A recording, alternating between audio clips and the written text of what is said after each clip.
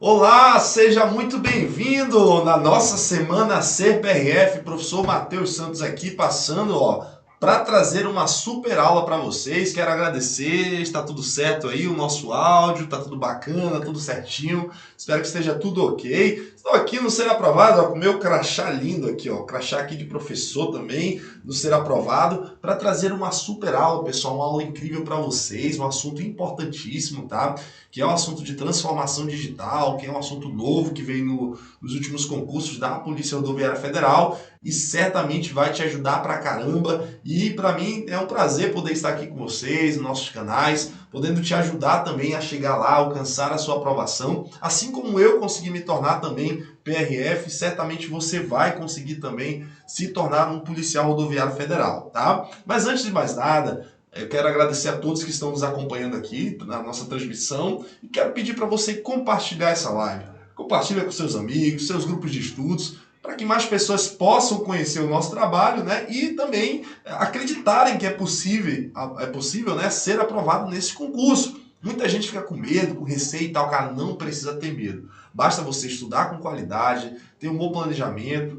Tudo que eu venho falando com vocês ao longo dessa semana, inclusive a gente teve uma aula aqui que eu trouxe ali o início, né, o planejamento de estudos. No sábado a gente vai ter também uma live aqui mostrando como você vai fazer o seu plano de estudos. Eu vou te mostrar aqui o passo a passo para você ter o seu plano de estudos para esse concurso da PRF, tá? Então o objetivo agora não é esse, nosso objetivo é uma aula de informática, né? Eu sou professor de informática aqui do Ser Aprovado e quero poder ajudar vocês com essa aula aqui. É uma aula muito escassa, a gente quase não tem esse conteúdo na internet, mas eu quero mostrar para vocês aqui como vocês podem aí estar estudando para essa disciplina, esse concurso da PRF, esse assunto de transformação digital, tá? Lembrando também vocês que a gente está, né, com o nosso curso da PRF, aí, o link está disponível para vocês que queiram adquirir o nosso curso da PRF, ter acesso, né, a todas essas aulas aqui das disciplinas, conteúdo, informática, os direitos com o professor com a professora Natasha Donadon, o professor Fernando Bezerra, tá? Direito penal, processo penal, enfim, legislação de trânsito, né? Com o professor Jones Pestana, já atualizado, curso atualizado 2023, curso do professor Jones Pestana, que vocês podem estar acessando aqui na nossa plataforma, tá? Deixa eu só colocar aqui, aula do professor Jones Pestana, tudo atualizado aqui, legislação de trânsito, tá? Então, vocês que têm interesse em adquirir o nosso curso, nós estamos aí com a parte de legislação de trânsito já toda disponível aqui para vocês, tá bom, gente? Trânsito e as demais disciplinas, português, raciocínio lógico, um preço com desconto aí para vocês que estão participando conosco aqui dos nossos eventos. O link está aqui na descrição. Você que quer ter uma preparação completa da PRF, com as aulas em vídeo, PDF de todas as disciplinas, aulas atualizadas, tá bom? Aproveita aí o nosso curso que está com desconto, tem uma oferta especial aí para vocês. Então clica nesse link aí, não perca a oportunidade de em 2023 fazer parte aí de um curso com qualidade, atualizado e que vai te levar à aprovação no concurso da PRF, tá bom? Já fiz aqui nosso jabazinho, né? A nossa disponibilização aqui da venda do nosso projeto, mas o nosso objetivo aqui é a nossa aula de informática, tá? Então deixa eu já organizar aqui meu slide, espero que esteja tudo ok aqui com vocês, tá bom? Então eu vou começar aqui, como eu vou gravar a aula para nossa plataforma, então vou tocar a aula direto aqui, porque nós estamos gravando também para o nosso curso aí atualizado, tá bom? Então coloca aí de onde que você está falando, vamos interagir aqui no chat também. E aí, qualquer dúvida que vocês tiverem, eu vou responder também. Não deixe de me seguir lá no Instagram para a gente continuar as nossas dicas, tá? Pode me seguir lá no meu Instagram, @bymateussantos, tá? Tomar uma aguinha para a gente começar. Enquanto isso, já dá aquele like, se inscreva no canal se você ainda não está inscrito, para receber todo o nosso conteúdo, assistir todas as aulas, né? Nós temos aulas aí todo dia praticamente aqui no canal do YouTube para você de forma gratuita, tá bom, gente? De forma gratuita. Então vamos lá. Vou iniciar a gravação, tá bom? Fiquem à vontade para participar conosco. E é isso, bora vencer. Vamos lá.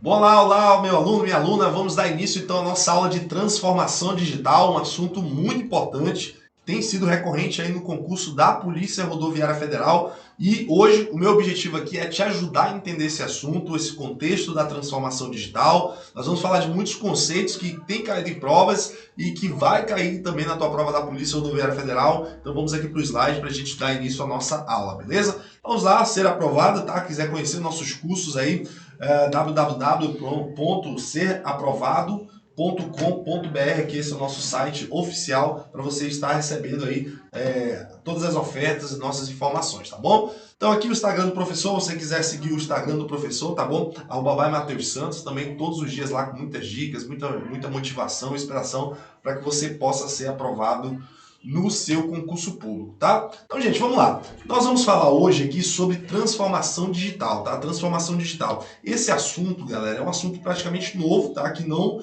caiu em outros concursos, né? E a PRF veio inovando desde o concurso 2019. Foi o concurso, inclusive, que eu entrei. Aquele concurso já veio ali a parte de transformação digital, e aí nós vimos com esses conceitos aqui, ó, tanto de transformação digital, Internet das Coisas, né, mais conhecidas como IoT, né, IoT, e também a parte de Big Data e Inteligência Artificial. Né? Muita gente se pergunta assim, professor, por que veio caindo isso na prova da PRF? Bom, a PRF, pessoal, ela utiliza de muita tecnologia, né? Ela lança mão de muita tecnologia para o seu trabalho de policiamento, inteligência, entre outros. Né? Então, a PRF veio com essa questão da transformação digital justamente por utilizar hoje, dentro dos seus sistemas, dentro da sua estrutura, toda uma conectividade, digamos assim, de equipamentos, aparelhos, sistemas, enfim. Daí nós temos conceitos importantes que vêm na sua prova, que é o caso de Machine Learning, né, inteligência artificial, a parte de Big Data, IoT, né, que é a internet das coisas. E nosso objetivo hoje é tratar isso. Nós vamos trabalhar esses conceitos de uma forma bem tranquila para que vocês entendam e não reprovem provas, né, não errem questões, não fiquem aí avulsando, sem saber do que se trata, tá? Então vamos lá, vamos avançando aqui na nossa aula. Nós temos aqui então objetivos da aula. Primeiro nós vamos falar aqui, né, dessa contextualização, transformação digital, benefícios, serviços impactados, conceitos relacionados, né, IoT, Big Data, inteligência artificial, computação em nuvem e blockchain, tá? Tudo isso aqui, gente, tudo isso aqui está relacionado à ideia de transformação digital. Nós estamos hoje numa era da tecnologia da informação, beleza? A parte também de análise de dados, fluência em dados, que tem caído em alguns concursos, como caiu na Receita Federal, por exemplo, e isso é muito importante. Vocês vão ver que os concursos eles estão vindo com mais esses conceitos, né? E estão deixando de cobrar aquela parte mais de hardware, de aquela internet mais básica, parte de navegadores, atalhos, essas coisas, né? Isso aí já ficou para o passado, tá bom? As provas hoje já estão vindo num formato ali, muito mais ali cobrando essas tecnologias que são importantes aí para você, tá? Então aqui a nossa contextualização, né? Nós sabemos aí que a gloriosa Polícia Rodoviária Federal aqui do nosso querido Turquinho, né? Que realizava o patrulhamento ostensivo, o Turquinho realizava o patrulhamento ostensivo nas rodovias federais, ali no âmbito, né?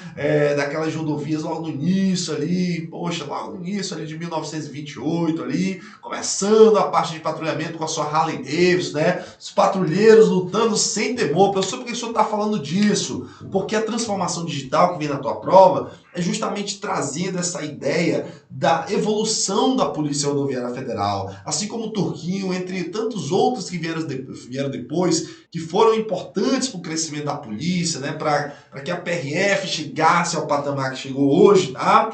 Eles foram muito importantes nesse trabalho, como hoje o efetivo policial é muito importante. Só que com isso, devido à nossa malha viária, né, hoje nós temos mais de 70 mil quilômetros de rodovias aí, que a PRF ela trabalha, que ela atua, passou-se a ser necessário o uso de tecnologias para que pudesse ser feito um bom trabalho. Um rádio digital para que o policial rodoviário federal na rodovia possa se comunicar com a sua central. Né? Ali tem a ideia também da internet móvel, enfim, toda essa parte ali que envolve tecnologia, seus sistemas móveis, para fazer uma autuação, para fazer uma fiscalização, um combate ao crime, né, uma consulta aos bancos de dados ali, enfim. O policial ele precisa de ter todo esse aparato ali na mão para que ele possa, então, desenvolver um bom trabalho. Mas, antes, ele fazia o seu trabalho ali, ó, como o Turquinho aqui, né? Então, dentro dessa contextualização, nós podemos dizer que a PRF evoluiu. Hoje ela tem muitos sistemas, ela tem muito gerenciamento dentro da área informatizada e, por isso, vem caindo nas suas provas, caindo no seu concurso, porque o policial precisa ter ali o conhecimento mínimo ali dentro da área de tecnologia, beleza? Então, aqui a contextualização, desde quando foi apresentado, né, em comemoração aos 92 anos da PRF, foi, então, criado aqui ó, a parte de processos e serviços 100% digitais até 2021, tá? Na época aqui, ó, o diretor-geral da PRF, tá? O diretor ágil, tá? Estava aqui juntamente com o pessoal do Ministério da Economia para, né, transformar ali, né, trazendo essa ideia de deixar 100%, de forma integral, os serviços da PRF, né, de forma digital, colocando ali tudo dentro dessa plataforma digital, ali os processos, sistemas, entre outros. E foram criados diversos sistemas, como o EBAT, né, que é o sistema, o EDAT, o BAT, enfim, que são sistemas voltados para a parte de boletim de acidente de trânsito. Inclusive depois, né, dentro do contexto de integração, esses sistemas foram ali integrados, né, foram feitas parcerias, acordos de cooperação com outros órgãos, para que pudesse ter esse contato ali, essa integração entre os sistemas da PRF com outros órgãos de segurança pública também, prefeituras, estado, entre outros, tá bom? Vamos aqui continuando. Então, olha só, o que na época o diretor disse, né? Isso é importante. Nós empregaremos tudo que há de melhor na tecnologia. E aí nós temos aqui alguns conceitos, olha só. Inteligência artificial, robótica, automação, algoritmos, tá? Blockchain, computação em nuvem, conectividade, internet das coisas e qualquer outro meio ou ferramenta que nos permita ganhos exponenciais nas entregas institucionais. Ou seja, nós temos aqui o que há de melhor em tecnologia, o que há de melhor em tecnologia para atender os anseios não só dos servidores, ali dentro da atividade fim, no dia a dia, na pista, atividade de ponta, mas também a sociedade, tá? Então isso é importante, o nosso diretor falou. Agora é o seguinte, gente, quais são os benefícios, tá? Quais são os benefícios de a gente ter essa transformação digital, tá? Essa transformação digital. Eu coloquei aqui para vocês, ó, um primeiro ponto que seria, ó, a redução de custos e melhorar os serviços. A partir do momento que eu trabalho com os processos digitais, com sistemas informatizados, eu vou reduzir custos. Vou, professor? Óbvio que vou. Quer um exemplo? Imagine que você sofre hoje um acidente leve numa rodovia federal. Antes tinha toda uma burocratização. Eu ia ter que demandar servidores ali para criar, por exemplo, um boletim de acidente de trânsito. Ia demandar custos, porque o servidor ali fazendo essa atividade, ele poderia estar fazendo uma outra atividade ali, de repente, né? Você teria que se deslocar até um posto da Polícia Rodoviária Federal para fazer esse boletim, ia ter que ir lá 2, 3 vezes ali para ver se já estava pronto ou não, devido à quantidade de demandas. Então, com isso, a gente já consegue reduzir custos.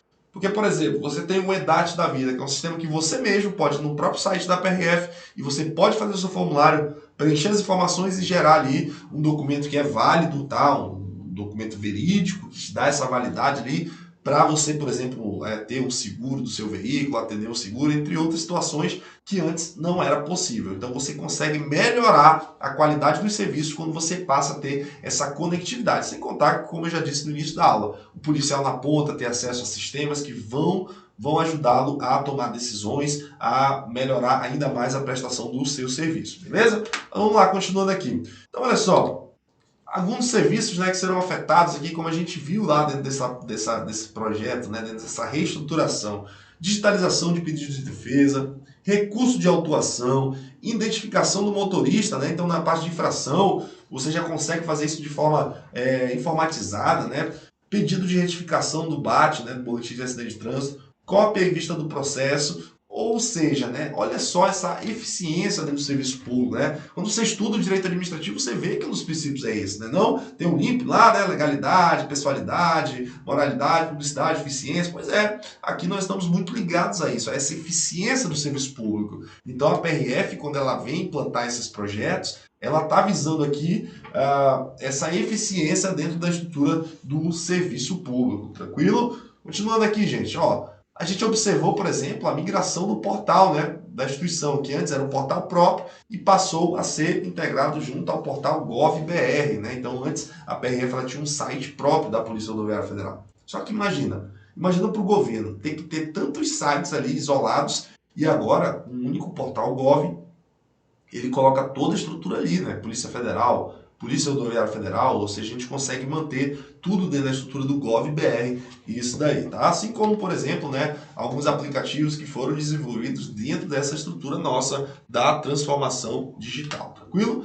Então aí a gente vê mais um exemplo, tá? A estratégia do governo digital 2020-2022, né, foi publicada no fim de abril, determinava ali que os órgãos da administração pública elaborem seus planos de transformação digital, com ações voltadas para a digitalização de serviços, unificação de canais digitais e interoperabilidade de sistemas, né? Então aqui a gente traz aqui esse panorama, né? Governo futuro, ó, centrado no cidadão, integrado, inteligente, eficiente, transparente e aberto. Então a gente está aqui reforçando essa ideia de integração, essa ideia de transformação digital no âmbito do serviço público, que você vai ver isso também dentro do Poder Judiciário, tá? Dentro do Poder Judiciário tem lá a PDPJ ali, né, que é a plataforma digital do Poder Judiciário, que são ferramentas, são plataformas que são utilizadas para integrar os sistemas e evitar ali retrabalho, né, gerar reusabilidade de componentes, entre outras situações que acontecem no âmbito da justiça, né, seja a justiça do trabalho, entre outros, tá bom?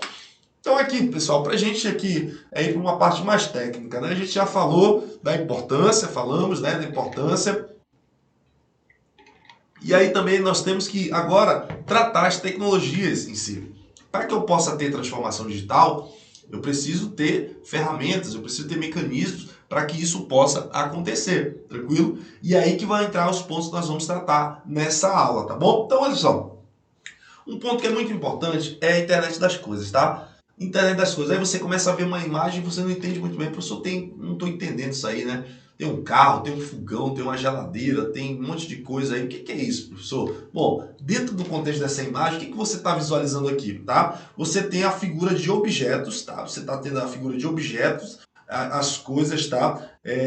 Então, são essas coisas, esses objetos que antes não eram conectados, eles passam a ter o quê? Agora conectividade. Eles passam a ter conectividade, ou seja, eu tenho aqui a figura de uma geladeira que eu consigo, por exemplo, conectar essa geladeira ao meu celular, ao meu relógio aqui, né, meu smartwatch, meu Apple Watch, enfim, e aí eu consigo colocar isso, conectá-los para as funcionalidades que antes não tinham. Então eu posso chegar na minha casa ali de boa, ali através do meu relógio, ligar minha geladeira, desligar a geladeira, ligar o micro-ondas, ligar o fogo do meu forno, através dessa conectividade. Então, objetos que antes não tinham essa conectividade, eles passam a ter. Então, a gente traz aqui, antes de falar disso, como contextualizar, como é que iniciou, né? Pô, professor, beleza, internet das coisas, a gente está bem avançado, né?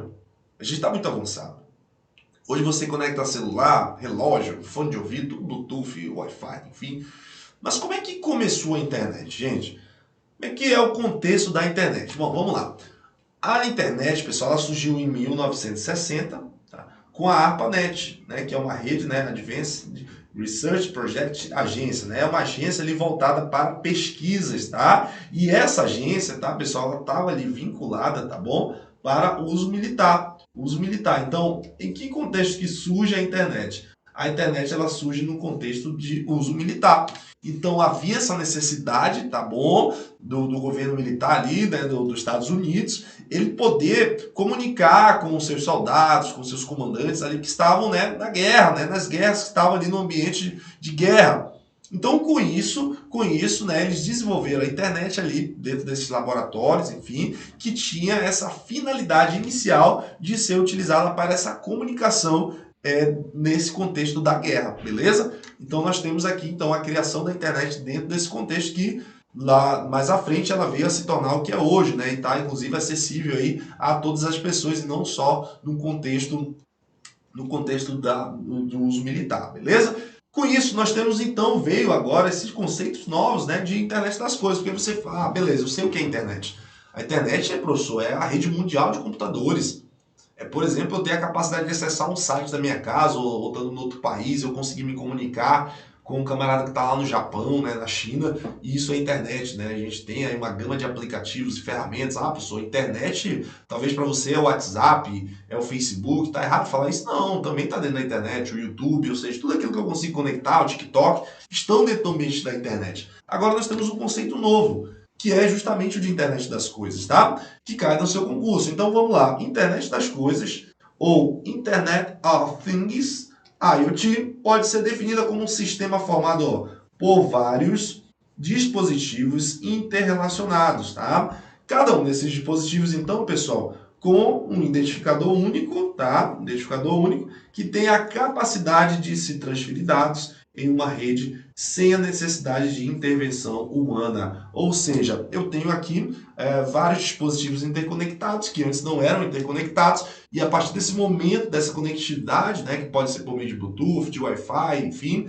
eu consigo agora comunicar esses objetos. É o exemplo que eu dei. Chego na minha casa, quero esquentar uma comida que está no micro-ondas. Eu pego aqui meu relógio e ligo aqui a função, meu micro-ondas liga lá na cozinha. Ou eu mexo aqui no meu celular, no meu aplicativo, liga as luzes da minha casa, né? Já devem ter visto esse exemplo da casa inteligente, né? Nada mais é do que a própria internet das coisas. É quando eu consigo conectar essas coisas que antes não eram conectadas, né? Uma geladeira, ela tem função de geladeira, mas agora eu consigo conectá-la através da internet para que eu possa trabalhar suas funções. Então, basicamente, seria esse significado de internet das coisas, tá? Então, mas o que seria essa coisa, tá? O que seria a coisa dentro dessa internet, né? Pô, professor, esse negócio da coisa aí ficou meio coisado, né? Vamos lá.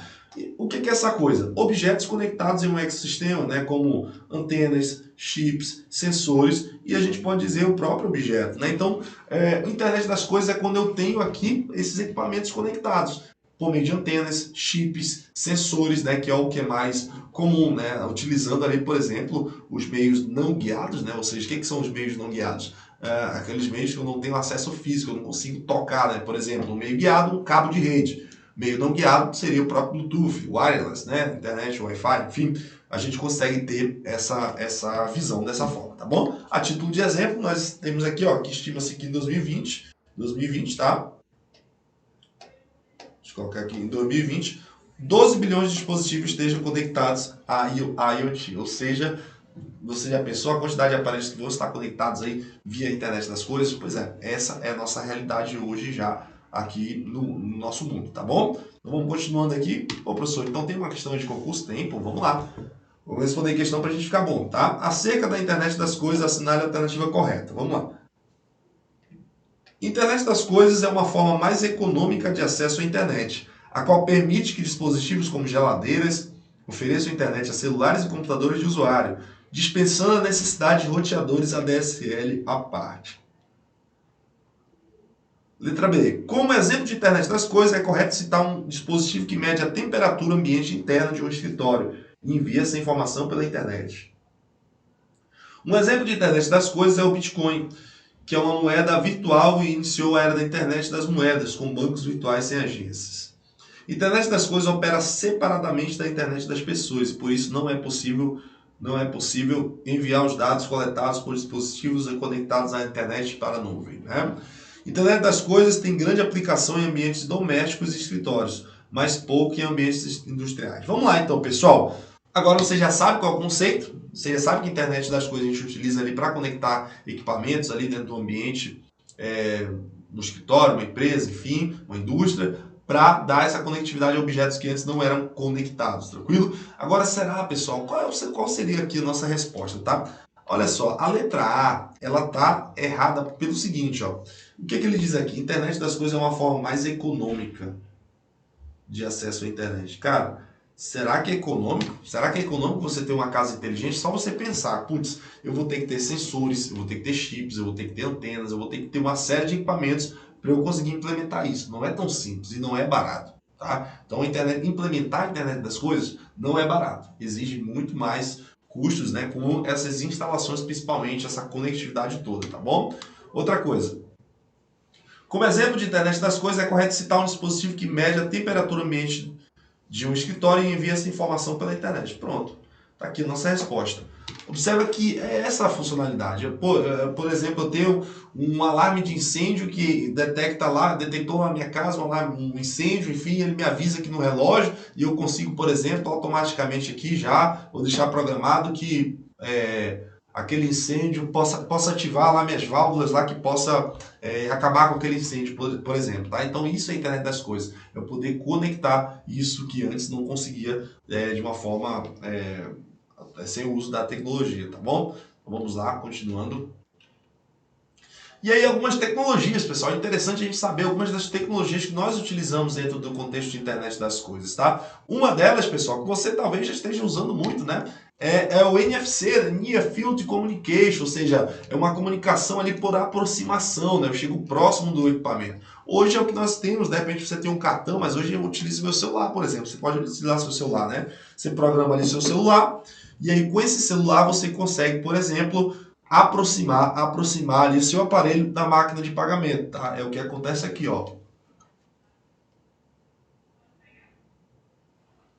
Você está vendo o exemplo aqui, Near Field Communication, a aproximação. Então é quando você pega, por exemplo, seu celular e ó, aproximou da máquina. Nós temos aqui essa tecnologia de internet das coisas, conectando o seu celular a uma máquina de pagamento ali do seu cartão, viu?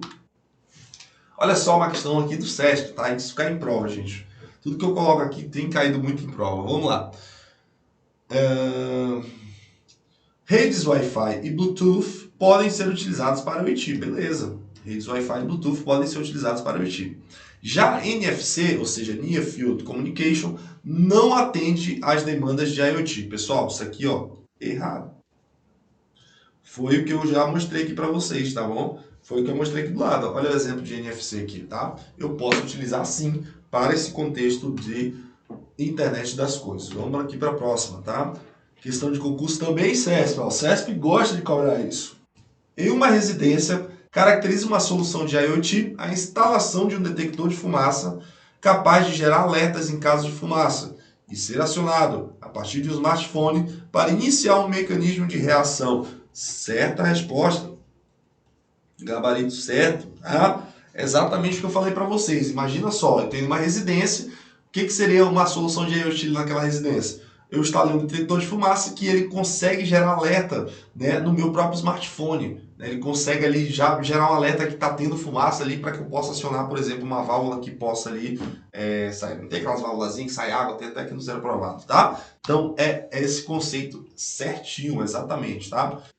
Na IoT, ou seja, na internet das coisas, os objetos podem prover comunicação entre usuários e dispositivos, viabilizando diversas aplicações, tais como coleta de dados de pacientes e monitoramento de idosos e sensoriamento de ambientes de difícil acesso. Exato, isso aqui é um exemplo clássico. Eu posso ter um aparelho, por exemplo, que esteja ali medindo a pressão de um idoso, que tem um problema cardíaco, por exemplo, e esse sensor ali, esse equipamento com sensor, ele pode me alertar através do meu smartphone, ele pode me conectar, ele pode conectar ali nos meus aparelhos, enfim, para me avisar ali que o camarada ali, que o meu paciente, enfim, uma pessoa que eu estou acompanhando, está ali tendo, de repente, ali um princípio de infarto, entre outros, tá bom? E também monitoramento ali, sensoriamento de ambiente de difícil acesso, ou seja, eu estou dando a conectividade àqueles ambientes que antes eram de difíceis acesso, tá bom?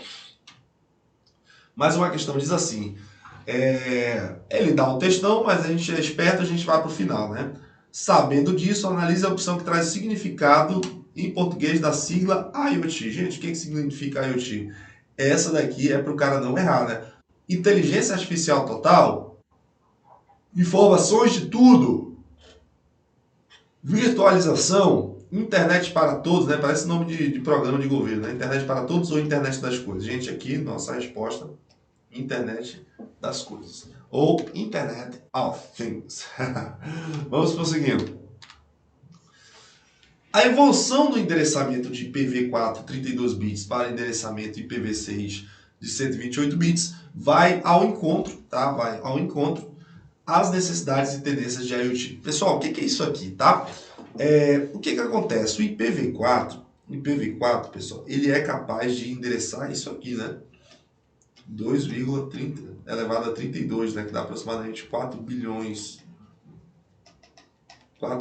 de endereço de IP.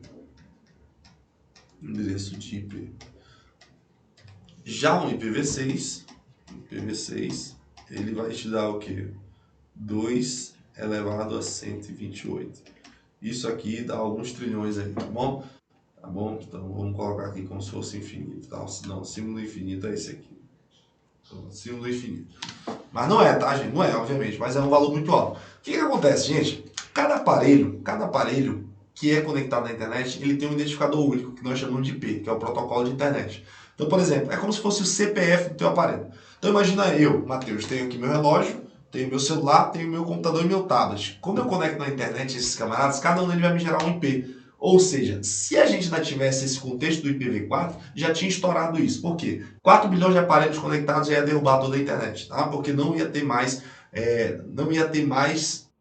IPs disponíveis para outra pessoa, para outro aparelho. Então hoje uma pessoa está acostumada a ter vários aparelhos só ela. Então, para isso foi criado o IPv6. Por quê? Porque cada vez mais as pessoas passaram a ter aparelho celular, a internet das coisas surgiu, então com isso, quando você conecta essas coisas na internet, naturalmente você vai precisar do quê? Do identificador único, que é o IP. Então, quando a questão fala que a evolução do endereçamento do IPv4 para o IPv6 vai em conta das necessidades, está correto, porque antes eu tinha somente 4 bilhões de endereços de IP, tá? Antes era o que eu tinha, 4 bilhões. Hoje não. Hoje eu vou ter acesso a quanto, pessoal? Hoje eu vou ter agora 2 elevado a 128. Você pode ficar à vontade para fazer essa conta aí, mas você vai ter um número muito grande mesmo. Ou seja, eu tenho aqui 4 bilhões e agora eu passo a ter muito mais endereços disponíveis aí dentro dessa minha pegada. Deu para compreender, gente? Então eu tenho esse trabalho, de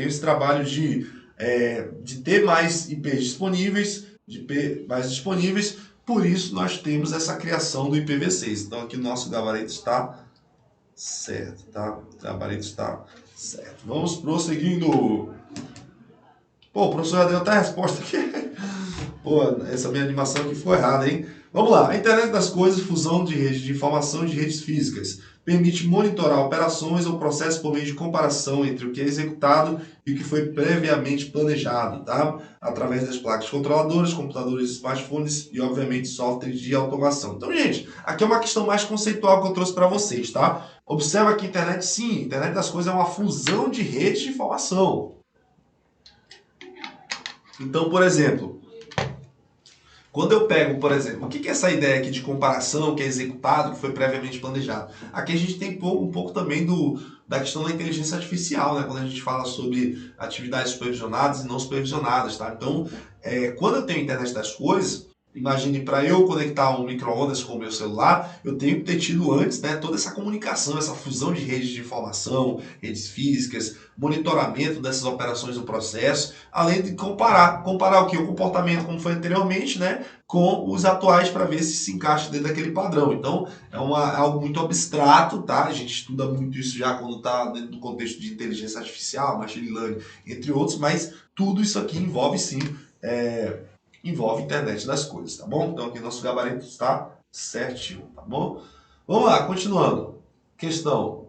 A atual geração de dispositivos IoT, internet das coisas, não foi concebida com foco em segurança de software, o que os torna candidatos prováveis a integrar gigantescos botnets que, entre outras atividades rentáveis, podem ser usadas para acelerar quebras de senha para invadir contas online, minerar bitcoins e realizar ataques de negação de serviços sob encomenda. A atual geração de dispositivos IT não foi concebida com foco na segurança de software, tá? Não foi concebida com segurança de software. E aí, pessoal, foi ou não foi concebida, hein? O que vocês acreditam nessa questão aí?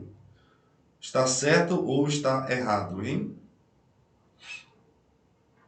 Cuidado só com as pegadinhas aqui, tá? Cuidado com as pegadinhas. Deixa eu tomar uma aguinha aqui.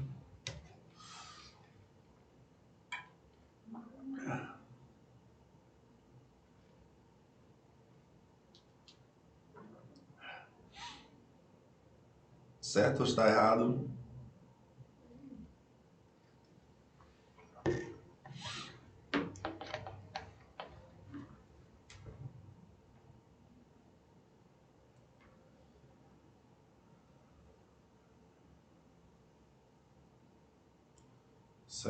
Certo ou errado, gente? Vamos lá, vamos lá, vamos lá.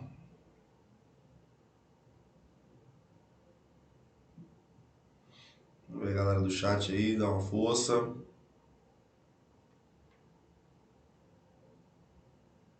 Atual geração não foi concebida com foco em segurança do software. Certo ou errado, gente? Pessoal, é só você pensar da seguinte forma. Eu quero conectar micro-ondas, geladeira, essas coisas. Será que eu tenho foco em segurança nisso? Ou meu foco é na conectividade? Eu quero conectar, por exemplo, um alarme de incêndio por meio de um aplicativo. Será que o meu foco é segurança aí ou é mais a conectividade? Hoje, essa questão, a princípio já tem alguns anos, mas hoje, sim, hoje já tem um foco na questão da segurança, tá? Mas não é o foco principal, gente, porque aqui o nosso objetivo não é a segurança, o que acaba tornando sim mais vulneráveis. O que acaba tornando sim mais vulneráveis. Então, olha só, essa questão aqui, ela tá certa, tá bom? Por conta desses equipamentos, desses produtos, desses projetos serem disponibilizados como uma forma de conectividade. O foco não era a segurança em si, beleza? Mas isso com o tempo vai melhorando, conforme nós forem surgindo os novos equipamentos, novas estruturas, sim, o foco vai acabar sendo a própria segurança também. Mas hoje, né, até então, a ideia é essa mesmo, tá? Eu ter a conectividade dos aparelhos, dos dispositivos, enfim, e eu não ter essa preocupação com segurança ainda no momento, nesse momento que foi concebido, pela questão da conectividade, tá bom? E aí nós temos um novo conceito também, que é o conceito de Big Data, gente, tá? Que também cai na sua prova, tá? Mas antes de a gente falar de Big Data, a gente precisa conceituar o que é dado, o que é informação e o que é conhecimento, tá? Mas assim, de uma maneira bem geral, o dado, pessoal, quando eu falo de dado, eu digo que isso aqui é algo isolado, é uma estrutura que é isolada. Calma aí. É uma estrutura isolada. É uma estrutura isolada. Como assim, professor? Se eu chego e falo para você o seguinte, eu dou uma letra A, ou dou um número 32, ou dou, por exemplo, aqui eu coloco aqui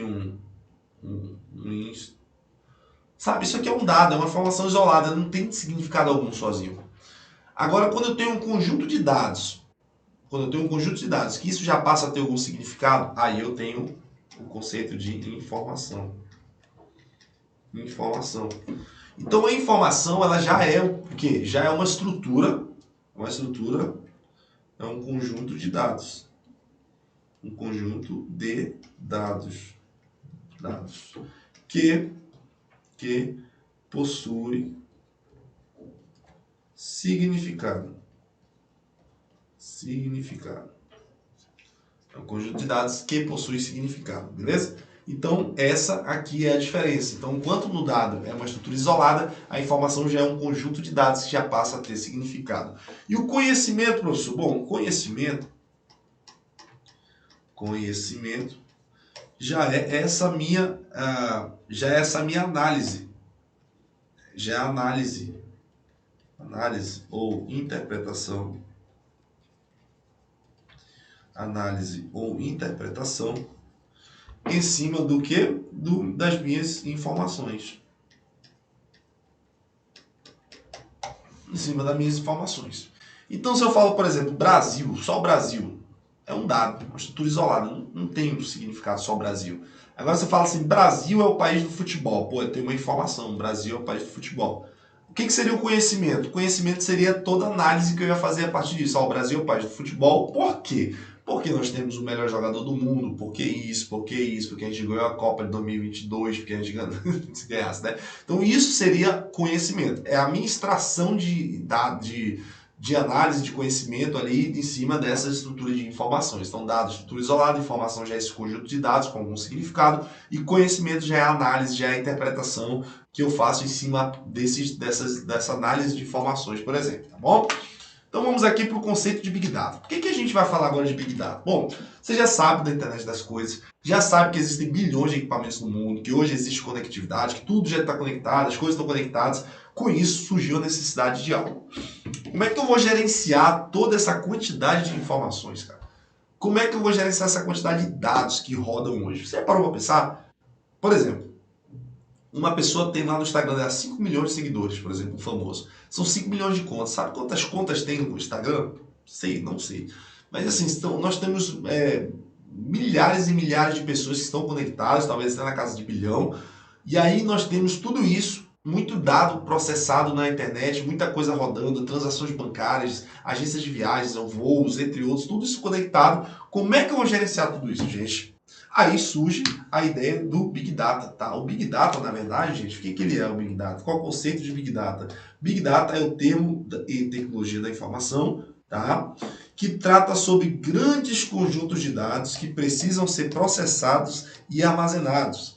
O conceito de Big Data se iniciou com 3 vezes, de velocidade, variedade e volume. Ou seja, quando eu falo de Big Data, nós estamos falando de um grande volume de dados.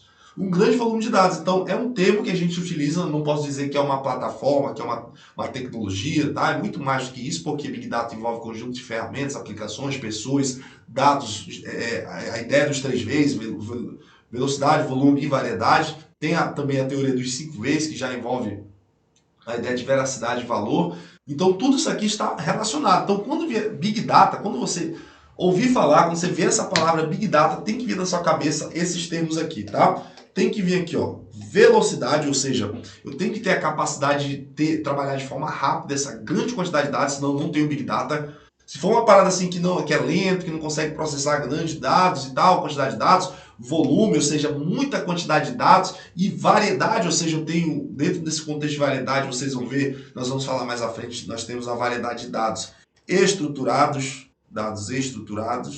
e nós temos também dados não estruturados, Então, dentro desse contexto de Big Data, dados estruturados e não estruturados, eu estou relacionado a essa variedade de dados. Por exemplo, eu tenho imagens, eu tenho vídeos, eu tenho anúncios de internet, eu tenho os próprios aparelhos conectados, eu tenho estruturas, dados estruturados, como banco de dados, né, dados de clientes, de usuários, enfim, login, senha, entre outros. São dados estruturados, nós vamos falar à frente. Então, quando eu tenho esse grande volume de dados, quando eu tenho variedade de dados que estão sendo processados na internet e eu tenho essa velocidade, ou seja, eu preciso ter esse processamento rápido, nós temos então Big Data, beleza? Um grande volume de dados, variedade, velocidade. E aí nós temos também, pessoal, nós temos também a teoria dos 5 vezes que eu vou mostrar para vocês depois, mas eu já poderia adicionar aqui também na teoria dos 5 vezes, além desses 3 aqui, nós temos a veracidade, e nós temos o valor, que é justamente a ideia de agregar valor, ou seja, o Big Data ele agrega valor ao cliente, beleza? E é veracidade, ou seja, os dados processados ali são verdadeiros, são confiáveis, autênticos, beleza? Nós temos também toda essa estrutura aqui dentro do Big Data. Vamos continuar aqui. Então, olha só, por meio do Big Data, a gente pode entender o cenário do mercado, a satisfação de uma marca, as necessidades de determinado público, entre outras análises, comportamentos em redes sociais. Então, olha só, por exemplo, eu tenho meu Instagram, gosto de olhar, ler sobre marketing, sobre estratégia de marketing, sobre tecnologia, informação, eu gosto desse assunto.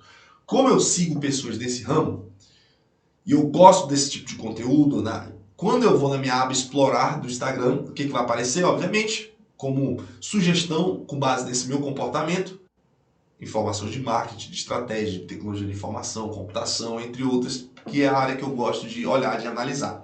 Então, o Big Data nada mais do que isso. É toda essa estrutura que vai permitir ele processar esse grande volume de dados que tem na internet e olhar para o meu perfil e falar assim, o Matheus ele se comporta dessa forma nas redes sociais. O Matheus ele gosta de acessar conteúdo de tecnologia, então vamos mostrar mais tecnologia para ele. Por meio do Big Data, se eu tenho, por exemplo, uma ferramenta como Big Data Analytics, que me permite ali fazer esse processamento, essa análise de dados e informações, eu posso, por exemplo, verificar a satisfação da marca. Eu posso verificar, tipo, imagino que eu quero contratar, eu quero ver qual a marca de tênis que é mais bem falada na internet. Então, eu posso, por meio do Big Data, Big Data Analytics, eu posso verificar ali como que está aquela minha marca, como que ela está sendo comentada nas redes sociais. Então, aí eu não tenho um banco de dados, eu tenho Big Data. Eu quero entender o cenário do mercado de concursos públicos, né, que tem muito processamento de dados, é muita informação que rola diariamente, são muitos canais no YouTube, são muitos sites de cursos, são muitos órgãos abrindo concurso público, então eu quero fazer essa análise, Big Data. Eu quero verificar a necessidade de determinado público, quero ver qual é o público no Brasil que acessa informação de concurso público. Então aí eu também tenho a ideia do Big Data, que ele vai buscar essa estrutura também. Ele vai fazer essa análise para mim, trabalhar esse grande processamento de dados, tá bom? Então eu tenho toda essa vantagem através do Big Data, tá? Vou tomar minha aguinha. toda essa estrutura do Big Data, beleza? Então é importante aí vocês anotarem, inclusive, quem quiser anotar essa informação aí, é importante que sempre cai em concurso público, tá bom? Vamos continuando aqui, tá? Dando continuidade, ó, o Big Data, como um conjunto de dados extremamente amplos, e por isso necessitam de ferramentas especiais para comportar o grande volume de dados, que são, ou seja, os dados. Como é que é o fluxo? Como é que é o fluxo aqui dentro do Big Data? Ó? O fluxo dentro do dados. Eu primeiro tenho que encontrar os dados. Então imagina, eu vou encontrar os dados. Em cima desses dados encontrados, eu vou extrair esses dados, tá? Extrair esses dados, eu vou organizar essas informações, né? Organizar esses dados e informações para poder, né, dentro desse contexto todo, ter uma análise ampla e em tempo hábil, tá? Quando a gente estuda essa parte de Big Data, tecnologia, a gente vai ver depois um conceito também de ETL e ELT, tá? Dentro dessa parte de tratamento de dados. Basicamente, nós temos aqui, dentro do ETL e ELT, nós temos a parte de extração, nós temos a parte de transformação e nós temos a parte de load, né? Load, que é o carregamento. Carregamento, tá? Carregamento. Tá? Então nós temos aqui extração, transformação e carregamento. A diferença, pessoal, a diferença é que o quê? Aqui, ó, no ETL eu tenho justamente esse fluxo. Eu tenho extração, eu tenho transformação e eu tenho carregamento, beleza? Então eu primeiro vou extrair os dados que estão aí na internet, eu vou extrair todos esses dados que eu estou pesquisando, que eu quero ter acesso. Depois eu vou transformar esses dados, então eu vou transformar esses dados, então é um mecanismo que demora um pouquinho mais, que eu já vou pegar esses dados, já vou tratá-los, já vou verificar o que de fato eu quero, trabalhar esse tratamento de dados, então já é uma parada muito mais complexa, para só depois carregar para o meu usuário o que ele quer. Esse é um processo mais demorado, tem um custo bem maior. E eu tenho também ELT, que no caso do ELT, deixa eu ver aqui. No caso do ELT, deixa eu mudar aqui a cozinha. No caso do ELT, eu tenho primeiro a ideia de aqui, ó, extração, depois eu tenho o carregamento e só depois que eu tenho a transformação. Então, aqui já é um pouco mais rápido, porque eu extraio os dados que eu quero, já carrego para você, para o usuário, e aí o usuário é que vai ver quais são os dados que ele quer transformar. A ferramenta ali vai ver quais são os dados que se encaixam ou não para poder ter uma transformação. Então, a diferença de ETL para ELT é justamente isso. O ETL eu tenho primeiro a transformação dos dados e depois eu carrego. No ELT eu extraio e já carrego esses dados, já jogo ali para uma espécie de mini banco de dados para poder fazer a transformação desses dados. Então, o Big Data ele trabalha com essa estrutura toda. Eu encontro os dados, extraio, organizo esses dados e informações, isso tudo dentro de um contexto rápido, no tempo hábil e uma análise ampla de muitas ferramentas, de muitas plataformas para poder gerar aquilo que eu falei para você. Veracidade e valor. Então eu tenho ali volume de dados, velocidade, variedade de dados e aí a partir disso eu agrego, gero valor e gero veracidade dessas informações para o meu cliente, tá bom? Então a ideia dos 3 vezes, como eu já falei, o volume está relacionado aqui à quantidade, né? Quantidade. Então, o volume está relacionado à quantidade de dados. Velocidade está em relação à nossa eficiência de tratamento dos dados, tá? Tem que ser rápido. E a variedade é relacionado aos tipos de dados que são trabalhados. E aí a gente tem esse contexto de dados estruturados e dados não estruturados, tá? Dados não estruturados. E aí você já viu essa teoria dos 3 vezes, tá? Lembrando que a gente tem aqui o plus, tá? Nós temos como plus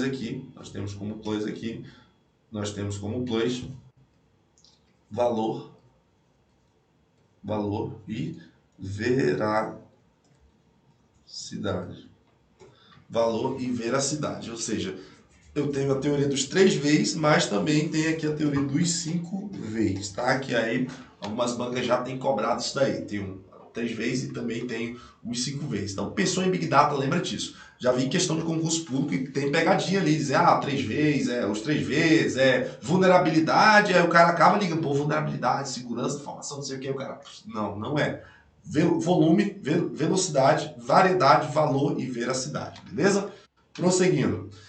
Dados estruturados e não estruturados. Rapidamente eu vou passar nisso aqui, gente, mas dados estruturados basicamente é uma estrutura determinada no banco de dados. Então é quando meus dados estão estruturados no formato de tabelas.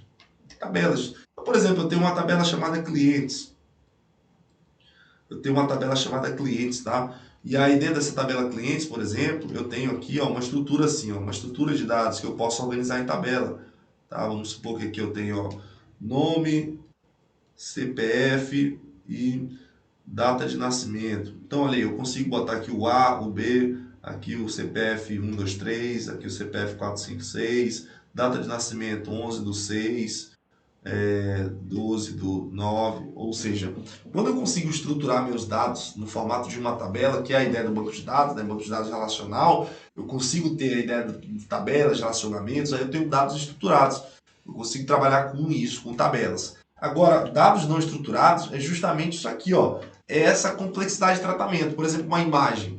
Eu até consigo colocar uma imagem dentro de uma tabela do banco de dados, tá? Mas aí eu vou ter que ter toda uma transformação. Eu tenho que transformar essa imagem num formato tipo blob, né? Então, por exemplo, uma imagem do banco de dados, ela é salva como um blob, né? Que é um tipo de dados que eu consigo fazer ali a conversão de uma imagem, ali, dos pixels dela, enfim, para esse tipo de campo, né? Desse tipo de dados aqui.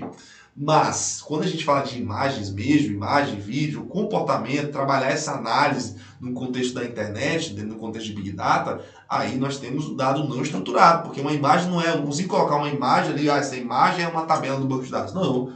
O vídeo é uma tabela. Não. Um anúncio, uma transação bancária, esse tipo de complexidade de tratamento de dados, de informações, segurança, criptografia, isso aí já entra no contexto de dados o quê? Não estruturados. Então, quando falar para você sobre isso, o que você vai decorar? Tem coisas que você tem que decorar mesmo e vai acertar a questão em prova. Quando eu tenho, por exemplo, aqui um banco de dados, eu estou falando de um dado estruturado. Dados estruturados. Agora, quando eu falo de Big Data, aqui eu estou falando de dados estruturados e dados não estruturados. Então, isso aqui, banco de dados e Big Data. A diferença está no banco de dados, eu só tenho essa ideia dos dados estruturados, no Big Data eu tenho estruturados e não estruturados, tranquilo? Aqui nós temos, por exemplo, ó, os tipos de dados que são trabalhados dentro do Big Data, tá? Então, olha a complexidade de informações que é tratado dentro do Big Data. Olha a complexidade de informações que é tratada aqui, gente. Eu tenho internet, redes sociais, dados demográficos, comportamentais, grupos sociais. Isso aqui eu não consigo, não são dados estruturados. Isso é dado não estruturado.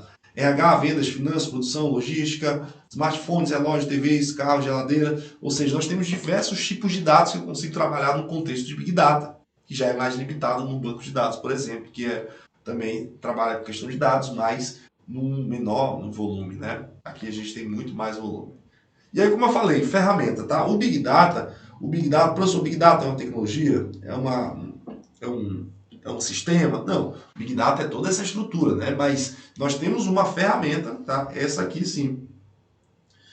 Big Data Analytics. Essa é uma ferramenta que faz o quê? O cruzamento dos dados. Ou seja, com o Big Data Analytics, eu vou conseguir fazer o quê, gente? Eu vou conseguir extrair, eu vou conseguir organizar e eu vou conseguir tratar e compreender os dados estruturados e não estruturados. Então, sim, o Big Data Analytics, isso aqui sim é uma ferramenta que vai me permitir poder fazer toda essa estruturação que eu trabalhei com vocês lá atrás, tá? Tudo isso que a gente vem conceituando até aqui.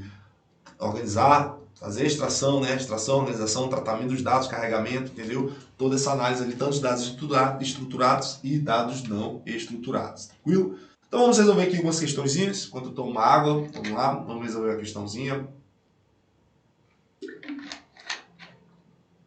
A questão diz assim, o Big Data, tá?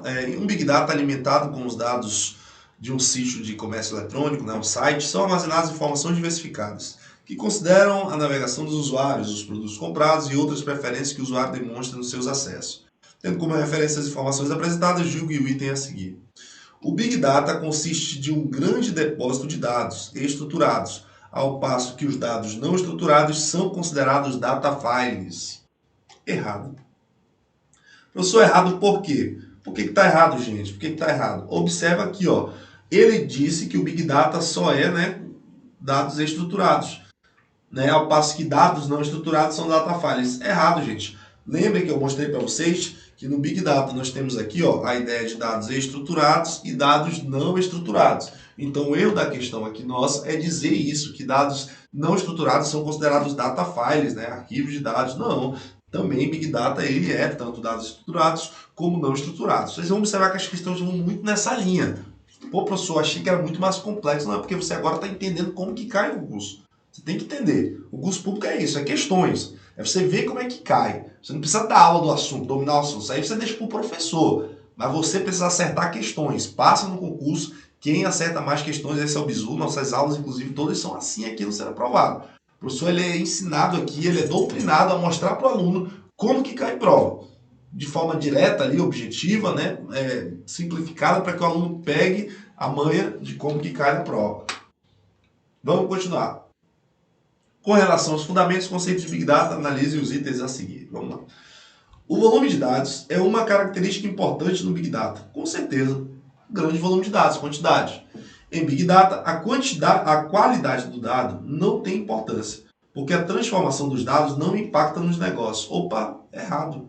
É claro que tem importância a qualidade dos dados. A transformação, lembra que eu falei do ETL, LT, gente? Dependendo do dado, como é que está vindo, a qualidade desse dado vai dar muito mais trabalho para transformar esse dado no formato que seja aquele que tem que ser carregado para o usuário, para a ferramenta. Então, a qualidade do dado tem importância sim. Uma coisa é você tratar um dado estruturado, outra coisa é um dado não estruturado, que é muito mais complexo de tratamento. Tá? Ponto 3. A característica de velocidade de entrada dos dados impacta o modelo de processamento e armazenamento. Com certeza. É a ideia lá da velocidade, gente. Com certeza. A variedade de dados não é uma característica intrínseca nos fundamentos de Big Data. Errado. Lembra que eu falei dos 5 Vs? 5 Vs. Nós temos lá os 5 Vs. Nós temos os tradicionais, volume.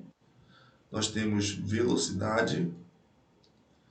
Nós temos, então, aqui também volume, velocidade e variedade. Variedade de dados. Mas nós temos também, né? Lembra da outra teoria, dos 5 Vs, nós temos valor e veracidade. Veracidade, beleza? E aí nós temos que a variedade não é, com certeza, está aqui, ó, variedade, tá bom? Variedade está aqui. Então, nosso ponto aqui, 1 e 3. 1 e 3, tá? 1 e 3. Resposta, então, aqui, letra B. Viram como é simples? É esse tipo de questão que vai cair na sua prova. Sobre questão dos 5 Vs, estrutura de dados estruturados ou não. O Ministério da Justiça e Segurança Pública possui uma coleção de dados cujo volume, velocidade e variedade é grande e difícil armazenar, gerenciar, processar e analisar. Esse conjunto de dados é definido atualmente como Big Data.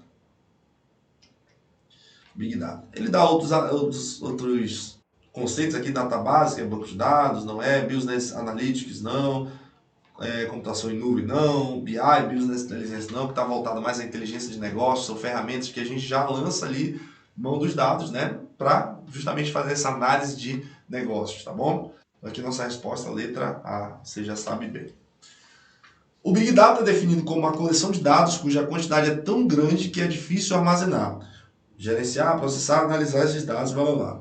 Nos últimos anos, houve um crescimento exponencial dos dados estruturais e não estruturados, né, gerado pela TI, né, na indústria de saúde, por meio do IoT, por exemplo. Né, ou seja, aquela ideia que eu falei para vocês, muitos equipamentos, muitos objetos conectados, isso acaba gerando muita conectividade, uma coleção muito grande de dados estruturados e dados não estruturados. Sabendo disso, assinale a alternativa que apresenta corretamente as 5 características conhecidas como 5 Vs de um Big Data. Então aqui a gente já sabe os 5 Vs. Valor é, viabilidade não é, visibilidade não é, velocidade é, volume é. Volume é, vertente não é, valor é, virtualidade não é, vitabilidade também não é. Olha só esses nomes doidos. Viabilidade não é, vitalício não é, virtual não é, velocidade é, valor é. Velocidade é, volume é, veracidade é, variedade, valor. Temos a nossa resposta, letra D. Veracidade é, viabilidade não é, volume é, virtualidade não, variedade é. Então aqui nossa resposta é a letra D. Observaram, pessoal, como é simples? Depois que você pega a manha, o negócio fica muito mais fácil, né? Muito mais simples. Então aqui a resposta é a letra D, tranquilo? A OCP, continuando aqui dentro do conceito, Big Data se refere ao imenso volume de conjuntos de dados que alcançam elevadas ordens de magnitude, né? O valor real, papapá. Vamos direto aqui ao assunto. Referente ao Big Data, é correto afirmar que o termo variedade, variedade, grande quantidade de dados? Não. Velocidade? Não. Variedade é os tipos de dados. Ou seja, quando eu tenho um contexto de Big Data, eu recebo diversos tipos de dados. Eu tenho tabelas, eu tenho imagens, eu tenho vídeos, eu tenho anúncios, eu tenho rede social, eu tenho smartphone, eu tenho... Poxa, vocês viram aquela tabela que a gente colocou? O comportamento dos usuários das redes sociais, as próprias redes sociais, ou seja, eu tenho uma variedade de tipos de dados, de informações. Então vamos lá. Um conjunto de dados mais diversos, incluindo dados estruturados, semi-estruturados e não estruturados. É heterogêneo e vem em muitos formatos, incluindo texto, documento, imagem, vídeo e outros. Opa! Eu acho que essa aqui já é a resposta, hein? Vamos lá. Refere-se a banco de dados homogêneo, que trata informações do mesmo tipo, não. É variado e não é homogêneo. Há um conjunto de dados que são gerados em tempo real, o que requer a oferta imediata de informações úteis. Não, isso aqui não está relacionado à variedade. Aos data centers físicos que transformam os dados em informações pertinentes. Não tem nada a ver com variedade. Ao controle de dados semi-estruturados de formatos definidos como texto e número. Não, gente. Então a resposta aqui é a letra A mesmo, tá? Letra A mesmo, beleza? Então a gente tem esse contexto. Variedade é um conjunto dos mais diversos tipos de dados. Estruturados, semi-estruturados ou não estruturados, conforme a gente já viu. Devido à quantidade de informações manipuladas, a cloud computing, computação em nuvem, torna-se inviável para soluções de banco de dados. Errado, pelo contrário. Quando eu tenho Big Data, gente, aí que eu tenho que ter mesmo computação em nuvem, porque eu preciso armazenar as coisas. Então, por exemplo, eu tenho aqui um drive que eu preciso armazenar imagens que estão sendo processadas no meu Big Data. Eu preciso dar isso numa nuvem. Não adianta eu querer salvar isso no meu HD, no meu dispositivo físico. Então, dentro desse contexto, dizer que torna-se inviável soluções de Big Data com computação em nuvem, na verdade é o contrário. Aí que se torna mesmo viável, tranquilo? Vamos resolver mais uma questão enquanto eu bebo uma água.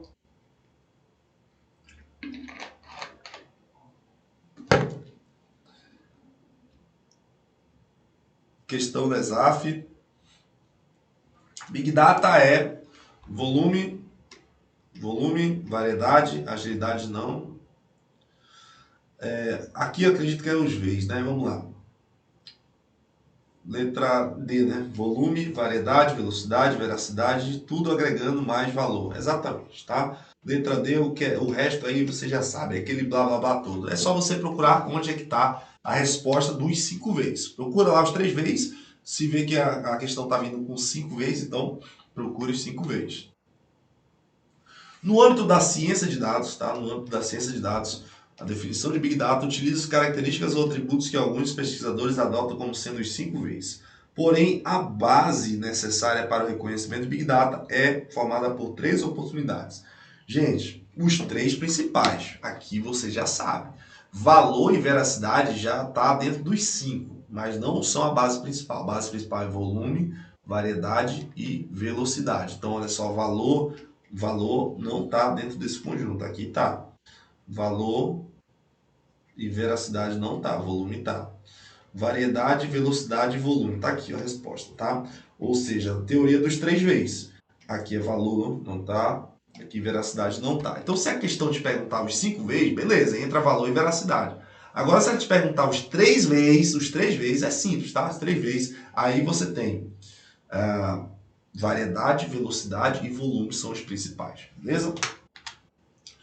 Questão do SESC, Polícia Federal. De maneira geral, Big Data não se refere apenas aos dados, mas também às soluções tecnológicas criadas para lidar com os dados em volume, variedade e velocidade significativos, certo? Falei para vocês que Big Data não é só o dado, não é só a plataforma, não é só a tecnologia, não.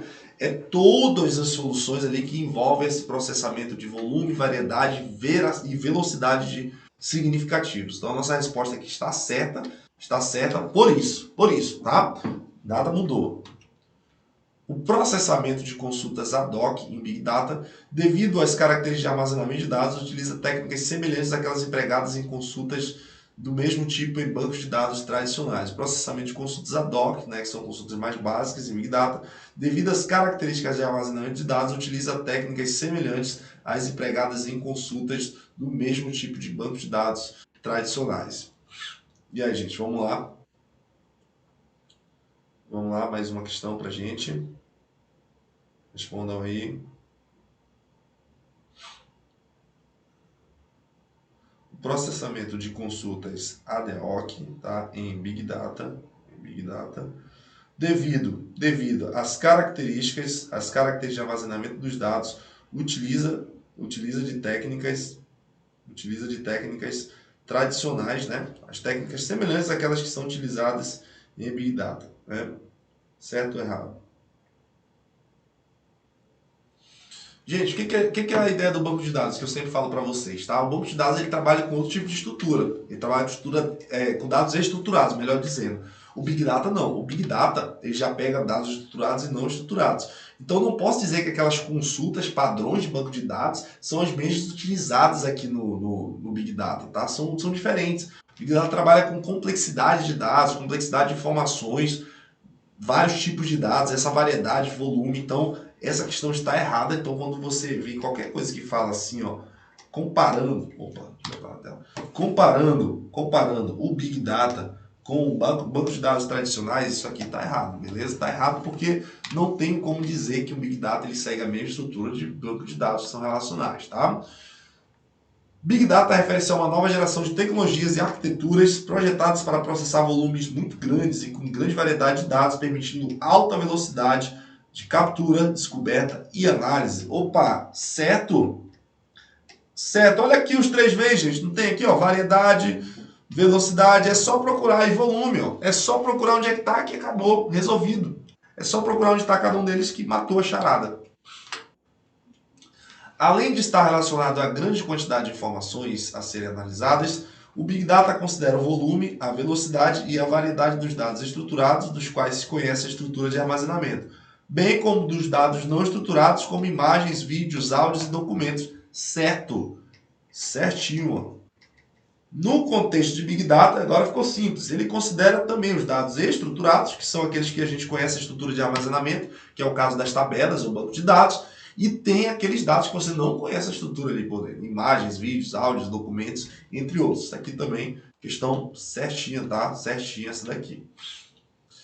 O termo Big Data Analytics refere a poderosos softwares que tratam de dados estruturados e não estruturados, para transformá-los em informações úteis às organizações, permitindo-lhes analisar dados como registros de call center, postagens de redes sociais, de blogs, dados de CRM, né, que é a parte de relacionamento com o cliente, e demonstrativo de resultados. Perfeito. Big Analytics aí, Big Data Analytics aí, é a ferramenta que, de fato, trabalha nessa conceituação do Big Data. Então é quando eu posso extrair os dados, analisar esses dados, não só no contexto ali de dados estruturados, mas também dados não estruturados, como eles estão aqui. Postagens de redes sociais, blogs, dados de CRM, demonstrativos de resultado. Então aqui nós temos também gabarito certo. Prosseguindo. Os sistemas de Big Data costumam ser caracterizados pelos chamados 3Vs, sendo que o V de veracidade corresponde à rapidez. Não é rapidez. Rapidez é velocidade. Valor corresponde a grande quantidade de dados? Não é valor. Aqui seria o quê? Volume. Rapidez seria o quê? Então, velocidade. Volume corresponde à rapidez na geração e obtenção de dados. Não é volume. Aqui seria velocidade. Velocidade corresponde à confiança na geração e obtenção de dados. Não é velocidade. Aqui seria veracidade. Pô, agora tem que ser a letra E, né? Variedade corresponde ao grande número de tipos ou forma de dados. Exatamente. Opa, essa é a hora que a pessoa fica aliviada, né? Então, olha só, vários tipos, né? Grande número de tipos de dados é a variedade. Exatamente, dados estruturados, não estruturados, redes sociais, imagens, vídeos, áudio, documento, texto, entre outros, tá? Então, aqui ficou simples, ficou fácil. Questão deve ser, CESP, as soluções de Big Data focalizam dados que já existem, descartam dados não estruturados e disponibilizam dados, só os dados estruturados. Eita, caraca. Aqui ele fez uma confusão, né, gente? Errado. Aqui eu não descarto, gente, dados não estruturados. Eu trabalho tanto com os DEs, dados estruturados, como os dados não estruturados. Isso aqui você está já muito bom na área. Beleza, pessoal? Então, espero que vocês tenham compreendido a nossa aula. Isso aqui é o contexto de transformação digital. Algumas aulas mais à frente a gente vai falar também sobre inteligência artificial e tudo, né? Que são assuntos também que podem vir cair na sua prova. Mas o meu objetivo hoje aqui era focar já nesse início, transformação digital, contextualizar, parte de internet das coisas, trazer a parte de Big Data para vocês e agora vocês darem continuidade em nossas aulas, nossos estudos, para que você possa gabaritar a sua prova, beleza? Espero que você tenha curtido, qualquer dúvida pode colocar aqui no comentário. E é isso, tamo junto, bora vencer, valeu, um abraço. E aí galera que tá aí com a gente, assistindo a nossa transmissão. E aí, gostaram da aula? Gostaram da aula? Pessoal, lembrando que essa aula aqui vai estar na plataforma. Vou colocar na plataforma de alunos. Lembrando mais uma vez que você pode ter acesso, inclusive, a esse curso, tá? Você pode ter acesso ao nosso curso aqui, ó, completo, tá? Com o meu curso de informática completo. Deixa eu ver qual é o meu mouse aqui. Eu acho que esse aqui, pronto. Tem aqui, ó, física, direitos humanos, todas as disciplinas, né? Esse meu acesso aqui é PF-PRF, tá? Mas tem um curso já atualizado, já de 2023, professor João Pestana aqui de trânsito, que é um curso muito bacana que ele gravou já aqui, veio até Manaus, gravou pra gente aqui essas aulas, tá? Professor João Pestana aqui, então tá tudo já disponibilizado aí pra vocês, então Ó, já caiu em prova. Já entra aí no nosso curso, tá com cupom de desconto, dá aquela moral, entra no grupo do Telegram para receber o material dessa aula de hoje, eu vou disponibilizar de forma gratuita o material, meu slide. Entra no nosso grupo do Telegram, tá aí embaixo o link para vocês. E aí vocês entrando no grupo do Telegram vai receber todo o material da aula. Vocês vão receber o link com as ofertas aí do nosso curso. Já tá aí, já tá com o preço no site, a gente já deixou essa semana na oferta para vocês adquirirem aí 12 vezes sem juros. Adquira esse curso, cara, adquira, dê esse passo com a sua aprovação. Eu tenho certeza que, cara, se você estudar, se dedicar, chegou o teu momento de ser aprovado, de conseguir a tua aprovação e basta você fazer o que nós estamos indicando aqui. Seguir a metodologia, seguir as nossas aulas, que não tem erro. A gente vai te ver aprovado, assim como nós temos vários aprovados aí nos últimos concursos. Quem me acompanha sabe que a gente não só fala, mas a gente prova, né? Nossos alunos aprovados, os primeiros lugares na Polícia Civil do Amazonas, entre outras situações. Tá bom, gente? Então, é isso. Muito obrigado a todos vocês. Não deixe de seguir nosso Instagram, do Ser Aprovado. O meu Instagram, @Matheus, do Ivo, do Fernando também. E de todos os professores. E é isso. Espero que vocês estejam curtindo nossas aulas. Tamo junto. Te vejo aí no sábado também com a nossa transmissão da nossa aula de plano de estudos para a PRF. Vou mostrar para vocês como estudar para a PRF durante toda essa semana CPRF. Beleza, gente? Então é isso. Um grande abraço a todos. Bora vencer. Valeu. Um abraço a todos. Tchau, tchau. Valeu.